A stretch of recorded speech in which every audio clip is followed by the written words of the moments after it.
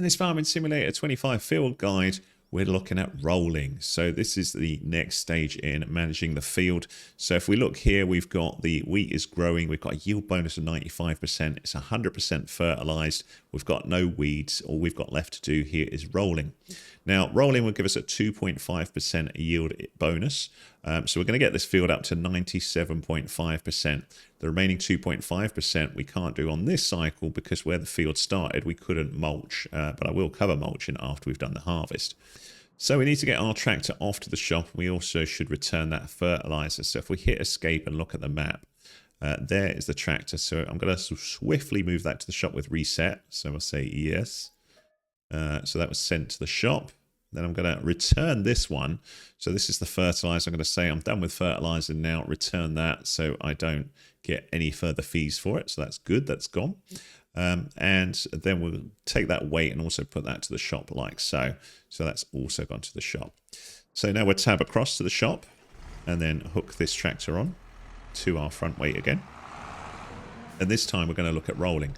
So rolling is pretty simple. And again, like we've seen with all the other things, is the gear that you need is quite expensive. So it makes sense to lease it, but also roll multiple fields so you get the maximum value and return on the cost of the roller if you know, that makes some sense too, because the yield bonus of 2.5% on a small field, it probably isn't going to pay for the cost of the roller, but over multiple fields it will.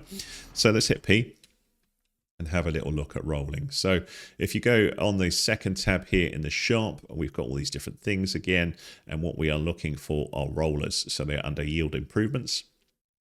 And we have a grand choice of two, 12.5 meters, 27.7. They're both huge. This one is double the cost of this one. It's also extremely heavy at 20 tons. You can only go at 8 miles an hour. This one you can only go at 7, but it's so much cheaper. This is the one I would use on this little field.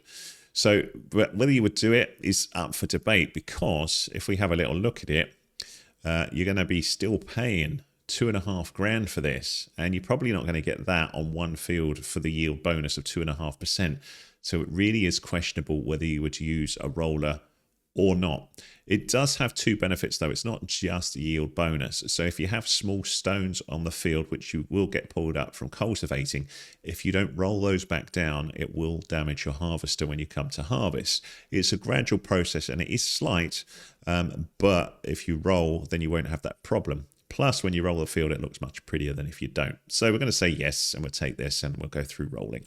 So rolling is pretty similar to everything else, apart from we've got a much bigger bit of gear, and this bigger tractor can pull that no problem. But if you use a puny tractor, you may struggle with it.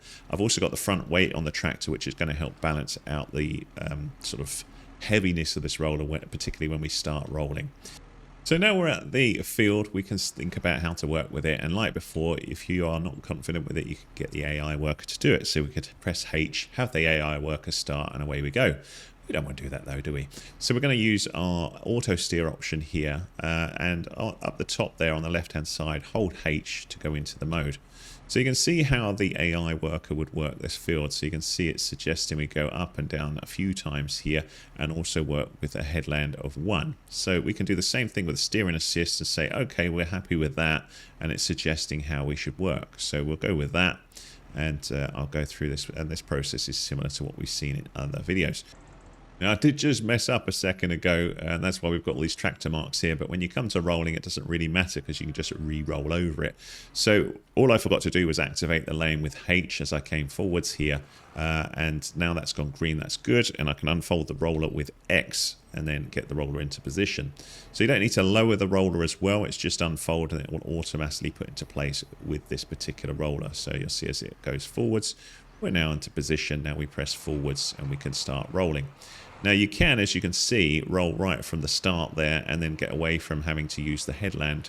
But you'll see as we get to the end, it's a little bit tight because of the length of the roller as to whether we can turn around nicely or not. So you may want to put in the horizontal headlands just to finish off nicely if you wish. At this point, because those little sort of ridges or furrows are very small, it doesn't really matter if we've got any going sideways at all. Not that it really matters in the game anyway, but just to show you, we should be able to just finish this off quite nicely by going to the end, which is what I'm going to attempt to do. So when we're here, it's probably good to fold the roller and then turn around to the next one that we want to do. So we'll go ahead and have a little look at another one. So probably that one there. Yep, that'll do. So a H there. But this is where you'll see that I can't really get straight on the line because of the trees. I probably can't quite roll this cleanly, which is why it's suggesting do that headland at either end, just because this thing is so huge. So we've got the lane there, and you can see indeed we're not quite there with the rolling at the edge. So, but even so, with the tightness of the fields, I'm going to struggle to roll perfectly on all corners anyway. So, you know, as long as you do the bulk of the field, you should get the rolling bonus. So you can see here's a good example where you want to do the vertical lines at the end. If I go forward, I would damage that crop. Not that I've been working that one and it's indeed withered. So I would have to fold here, which is going to mess the field up slightly. And then I'll do that final roll on that left side. So you can see there, see the wheels going into the area. And we've got the same sort of thing over here as well. So just going on this line again, it's going to just tidy that up. So we'll do it here. That's a nice example. And if we have a little look now at our field, we're at 97% yield bonus. So the reason why we're not at 100% is we haven't mulched, which on this field wasn't possible because the field was already ploughed.